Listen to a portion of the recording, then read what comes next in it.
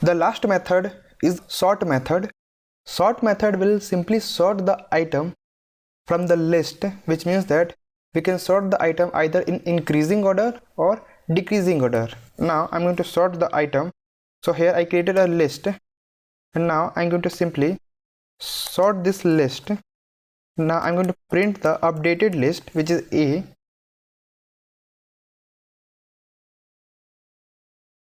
So here we get the result, which is in increasing order, which means that the first item is the lowest item and the last item is the highest item, which have the larger value.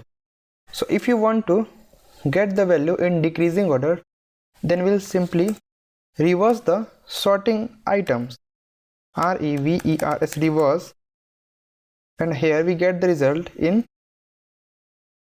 decreasing order. So here we have two examples. This is in increasing order and this is in decreasing order of sorting.